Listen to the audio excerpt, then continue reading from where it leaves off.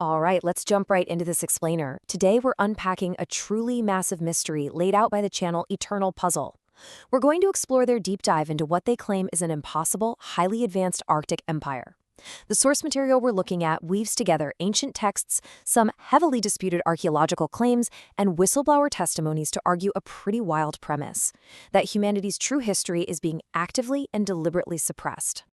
Right out of the gate, the source asks us to completely suspend our disbelief. They want us to consider this question: what if the Greek legend of Hyperborea, which antiquity described as a tropical polar paradise located way beyond the north wind, was actually a historical reality? According to this explainer, we're not just talking about a myth. They argue it was a physical place, a spot where a highly advanced civilization thrived in perfect harmony with an Arctic climate that looked very, very different than it does today. Now, here's where the logic gets really interesting. Mainstream historians usually just brush off Hyperborea as pure fantasy, right? But the analysis points out a striking paradox.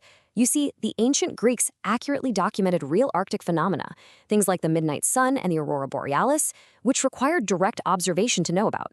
So the explainer poses a really compelling question. If ancient people were so incredibly accurate about the astronomical and meteorological realities of the far north, why on earth would they completely make up the part about a warm Arctic utopia? To back this up, the source highlights specific ancient historians. Take Diodorus Siculus, for example. He actually wrote that the Hyperboreans possessed flying vehicles. Now, modern translators almost always interpret those passages as, spiritual or metaphorical journeys. But proponents in this explainer argue, no, these were literal records of advanced technology. They claim these were actual physical craft operated by skilled pilots navigating a global trade network. Moving on to Section 1, Anomalies Beneath the Ice. According to the source, modern researchers aren't just looking for this empire. They've actually found the remains of it beneath the permafrost. For instance, the explainer cites a 2018 case where Russian researchers supposedly found a 12,000-year-old geometric city complete with advanced alloys in Siberia. The result? Total classification. The findings were buried, and the lead archaeologist Dr. Yelena Komarova mysteriously resigned. They mention a similar case in 2020 on Ellesmere Island involving 8,000-year-old sophisticated manufacturing workshops. After publishing her preliminary findings, Dr. Sarah Mackenzie had her funding entirely cut. The original analysis argues this isn't a coincidence. It's a deliberate pattern of professional sabotage. It's like a giant puzzle coming together. The source draws this direct line between indigenous oral traditions, specifically Inuit legends of the Tunit, who were described as giant master builders, harnessing natural energy to heat their stone cities, and the physical structures that are currently thawing out of the ice. The explainer notes this aligns perfectly with what climatologists call the Holocene climactic optimum, which was a period thousands of years ago when the Arctic was significantly warmer and actually highly habitable. So what happened to them? That brings us to Section 2, the cosmic cataclysm. The explainer points to some heavy geological evidence of a massive catastrophe. They highlight research from scientists like Dr. Richard Firestone, suggesting that roughly 12,800 years ago, the Earth was struck by a disintegrating comet. This event is widely known as the Younger Dryas. The fragments struck the Laurentide ice sheet, triggering absolutely massive floods and a sudden global winter. According to the analysis we're looking at, this impact is what made the Arctic completely uninhabitable, forcing this advanced Hyperborean civilization to either flee or perish. Okay, so the crucial point the source makes here centers entirely on the timeline. After the comet impact and a grueling 1,000 years of global winter, the climate finally stabilizes around 11,700 years ago. And then, almost immediately following this, we see the sudden, inexplicable explosion of the Neolithic revolution across the globe. The creators of the source material argue this wasn't just a gradual natural development of agriculture and architecture by primitive people. They claim it was actually a mass migration of Hyperborean refugees spreading their surviving knowledge to the rest of the recovering world. Which leads perfectly into Section 3, Architects of the Ancient World.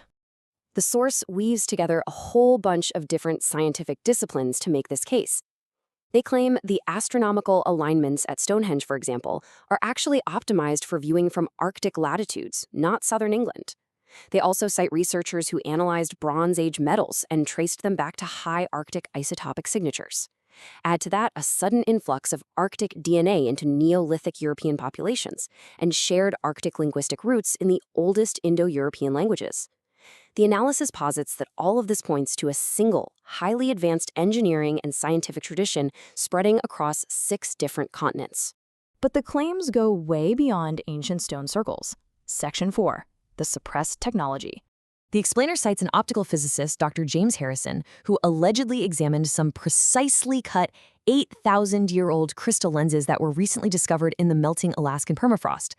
According to the claims made in the video, these aren't just crude pieces of polished glass. They are precision instruments capable of focusing electromagnetic energy, and that implies a level of scientific sophistication that absolutely defies everything we currently understand about prehistoric human capabilities.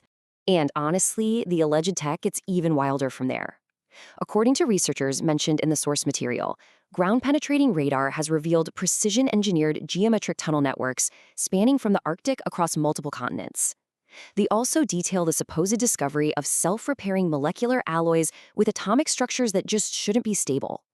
Furthermore, the analysis claims the Hyperboreans literally harness the Earth's electromagnetic fields, utilizing the crystalline structure of the Arctic ice itself as a massive natural semiconductor power grid. So why haven't we heard about any of this? Section 5, the global cover-up. The source drops some explosive whistleblower testimony to answer exactly that. They feature Dr. Rebecca Martinez, who claims she worked in an off-the-books research facility, and she tells a pretty dark story. She says shadowy shell corporations and military contractors aren't out there doing innocent archaeology. Instead, they are actively extracting and reverse engineering functional ancient machinery for modern and likely military applications. The explainer breaks this whole alleged international extraction program down into a highly coordinated four-step process. First, the sites are identified using classified satellite scans. Then, heavy military machinery is deployed under the guise of private mining operations. Third, the functional artifacts are completely legally confiscated under federal heritage laws, which neatly prevents any public access. And finally, the most shocking claim of all, they reverse engineer technology that operates on quantum interfaces. The source states these ancient devices are consciousness responsive, meaning they literally respond directly to human thought, emotion, and intention. And because of this mind-bending interface, the extraction efforts are allegedly causing real-world side effects. The investigation cites a neurologist, Dr. Jennifer Walsh, who reportedly documented bizarre symptoms in local populations living near these secret Arctic excavation sites. We're talking residents experiencing shared vivid dreams, enhanced telepathic experiences, and just a sudden inexplicable knowledge of ancient physics. The source suggests the buried ancient tech might literally be transmitting information right into human genetic memory or acting as some kind of active telepathic broadcast. All of this really builds up to a massive philosophical shift. The source material argues that the true reason for the global cover-up isn't just about weaponizing new tech. It's about controlling the entire human narrative. You see, acknowledging Hyperborea proves that human history is cyclical. It's not a straight line of constant progress. It proves that great civilizations can completely fall, and that we might merely be a society in recovery. The source asserts this truth fundamentally threatens modern economic and societal power structures, because those structures rely entirely on us believing we are the absolute pinnacle of human achievement.